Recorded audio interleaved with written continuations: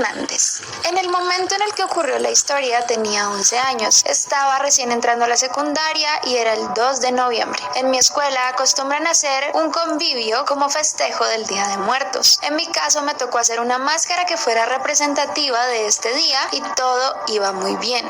Esa noche recuerdo haber llegado tranquila al sitio donde iba a hacer el convivio. Entré y sentí escalofríos. Para mí era normal, ya que en todos lados a donde llegaba lo sentía. Entré con una de mis amigas y le comenté lo que había sentido y me dijo que ella también lo sentía, pero no le tomamos importancia, así que comenzamos a bailar tranquilamente y a disfrutar del ambiente, pues era mi primera vez en una fiesta. De la nada se escuchó como si gritaran. Fue un grito desgarrador.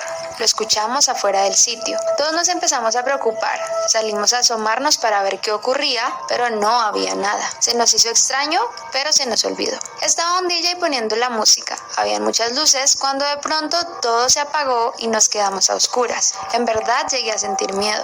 Recuerdo como una de mis amigas me dijo que había sentido algo en su mano, pero nadie la estaba tocando. No había nadie a su alrededor. No le dimos importancia. Ya que éramos solo unos niños, creímos que alguien estaba jugando con nosotros. Arreglaron la luz rápido y seguimos bailando. Llegó el momento de presentar nuestras máscaras. Yo presenté la mía y quedé en segundo lugar. También nos tocó presentar una poesía sobre el Día de Muertos y en México le llamamos calaverita literaria, y ahí es donde viene la foto que adjunto, en donde con todo mi grupo y a mí se nos hizo extraño que había una persona transparentosa. Se parecía a un niño y se nos hizo muy raro. Pensamos que era uno de nuestros compañeros, pero no teníamos compañeros más altos y además se veía casi transparente. Sentí un escalofrío al ver la foto. Unos años después de que ocurrió eso, me enteré de que un joven se había accidentado ahí. Se accidentó en una motocicleta, pues iba a gran velocidad y se accidentó justamente el 2 de noviembre cuando iba rumbo a una fiesta. Esto nos puso a pensar que a lo mejor teníamos compañía esta noche, que ese muchacho que aparecía atrás de nosotros era él y que fue el causante de lo que sucedió esa noche. Número 2.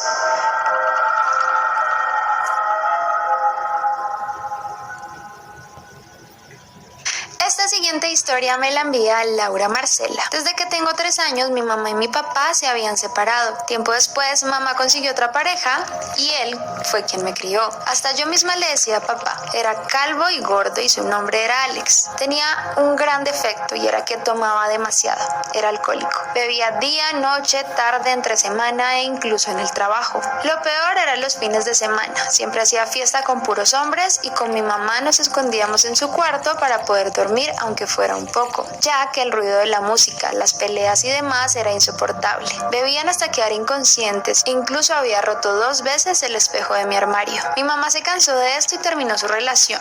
Con él duró más de 10 años y jamás volví a saber de él por años, hasta el 2019. Nos llegó una triste noticia. Alex había muerto en un accidente de tránsito. Iba en una moto ebrio, como de costumbre, iba al trabajo. No vio otra moto y chocaron de frente. La noticia incluso llegó al periódico. Yo había vuelto a hablar con mi papá e incluso iba ese día a su casa, el día del funeral. Entonces no terminé yendo a este. Unos días después de llegar a mi casa tuve una pelea con mi mamá. No fue por no ir al funeral, pero sí fue una pelea algo delicada. Estaba tan molesta que dormí en la sala. Mi mamá, mi abuela y yo compartimos cuarto y no quería estar cerca de ella esa noche. Estaba en el mueble y de un momento a otro sentí algo extraño. Eran unas manos que acariciaban mi cabeza, pero no había nadie en la sala. Algo extraño fue que no me asusté ni grité. Al contrario, me calmó. Mi abuela salió del cuarto y al verme me regañó diciendo que entrara a dormir. En la cama otra vez sentí que me acariciaban la cabeza hasta quedarme dormida. En la cama otra vez sentí que me acariciaban la cabeza hasta quedarme dormida. Pasaron los días y le conté lo que pasó a mi abuela. Ella está muy conectada con el mundo paranormal. Es una especie de psíquica. Lee las cartas, el tarot, incluso me contó que fue asistente en un exorcismo. Ella me dijo que tuvo también la experiencia hace poco. Su día siempre empieza a las 3 de la mañana para preparar la comida del día, arreglar la casa y rezar. Dijo que estaba dormida y sintió un toque en la mano y escuchó un "ey".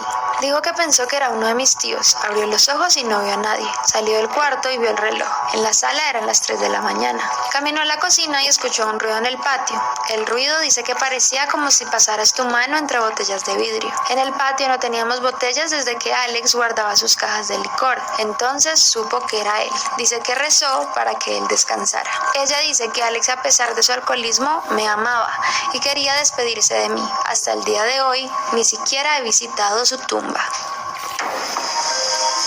Número 3.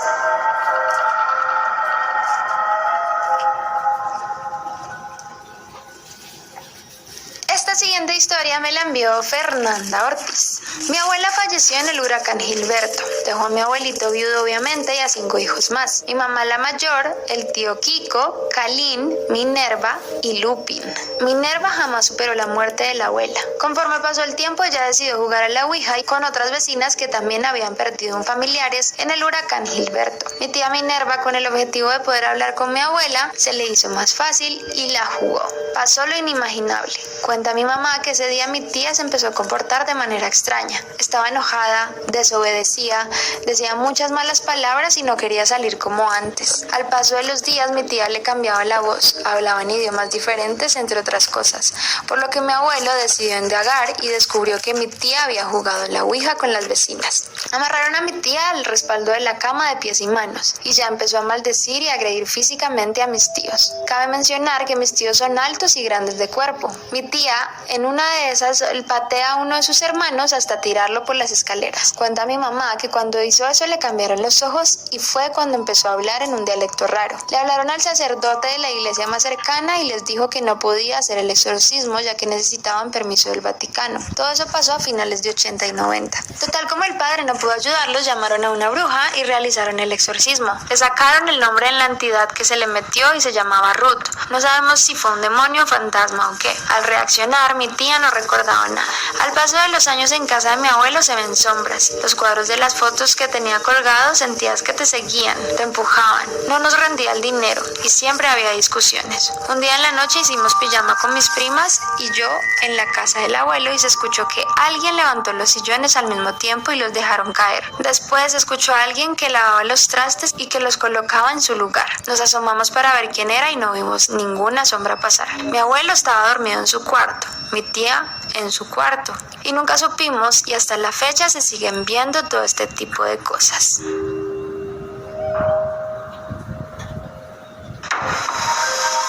Número 4.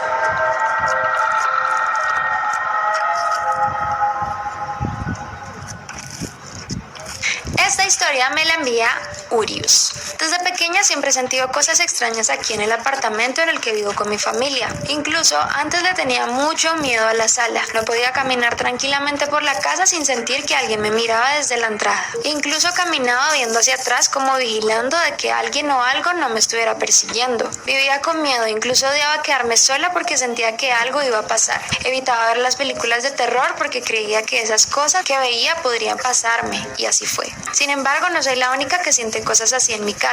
A mi hermano mayor constantemente le jalan los pies mientras duerme. Siento como su colchón se hunde o como le mueven la cama, pero él dice que ya se acostumbró y que nada lo asusta. Mi mamá a veces siente cosas, pero ella de cierta manera ya está acostumbrada porque solía practicar espiritismo con mi difunta abuela y vecinos. Por lo general, ella es la que de alguna manera enfrenta a lo que nos molesta. Ya entrando un poco más a mi experiencia, como mencioné anteriormente, siempre he sentido cosas, voces, ruidos e incluso a veces veo movimientos de sombras. Una vez, incluso cuando tenía 14 años, ahora tengo 21, mientras dormía sentí como me agarraban la mano y en uno de los dedos deslizaban lo que podía ser un anillo.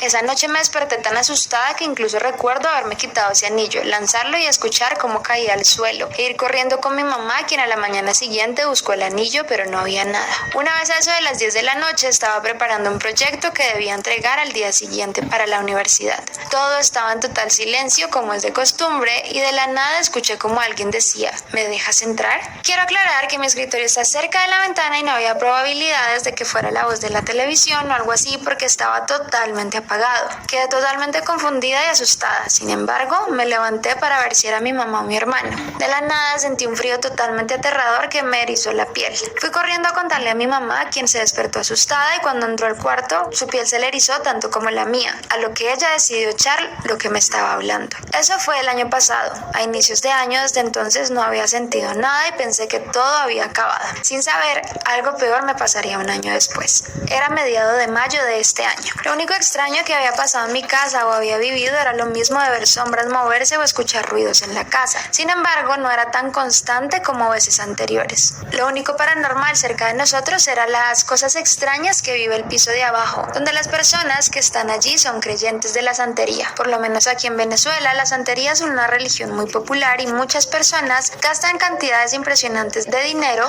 por una consulta con un santero. Ellos habían viajado a Colombia ya hacía 2 años, dejando ese apartamento totalmente solo. A principios de este año volvieron, pero hicieron algo que jamás podría imaginar, ya que cada 2 o 3 veces por semana, ellos se reúnen con un grupo de amigos suyos para traer espíritus que poseen sus cuerpos. Lo normal es que esos espíritus hablen con la persona que los invocó, o eso tengo entendido. La verdad, sé más de espiritismo que de santería, por lo mismo que mi mamá lo practicaba. El espíritu que más destaca es uno en forma de mujer, o por lo general siempre se ríe en forma burlona y escandalosa. No siento miedo, pero ese espíritu simplemente me da mala espina. Una noche de ese mes yo estaba totalmente tranquila, aunque escuchara esa risa tan maliciosa que me da mala espina. Me fui a dormir. No pensaba en nada, no sentía miedo ni movimientos extraños. Me encontraba profundamente dormida, incluso puedo decir que estaba soñando.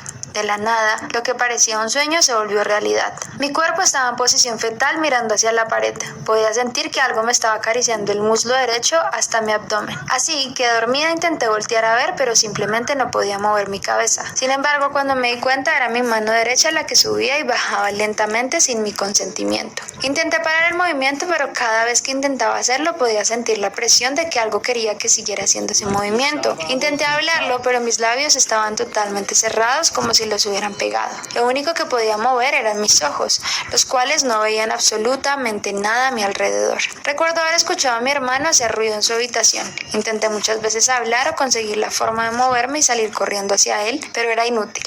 Así que solo pedía desesperadamente que por instinto saliera a ver si algo pasaba, pero no fue así. Ni siquiera mi perro, que usualmente duerme bajo mi cama, estaba allí esta noche. Todo lo que me quedó fue llorar y pedir internamente que pasara. De un momento a otro sentí como mi brazo izquierdo empezó a moverse también. Mi mano derecha seguía subiendo y bajando de forma lenta y repetidas veces. Intenté pararlo, pero terminaba cansada y adolorida por la presión. Después de mi rato, fue mi cabeza la que se movió hacia la derecha, dejándome así a ver toda mi habitación, pero no había nada. Desesperadamente pedí que mi mamá o mi hermano se levantaran por lo menos a ir al baño y que me vieran así, inmóvil y llorando, pero de nuevo no pasaba nada. Mis labios, que estaban tan secos y fríos, de la nada se abrieron, sintiendo como si algo moviera mi lengua, lo que me hizo llorar más del susto. Intenté hacer algún ruido, pero lo único que salía eran jadeos, así que como pude cerré mi boca, presionando mis dientes para así no volverla a abrir. Pero entonces fue cuando la cosa empeoró. Mis manos empezaron a subir lentamente al mismo tiempo. Yo imaginaba que iba a pasar y así fue. Mis manos quedaron en mi cuello haciendo presión de manera brusca.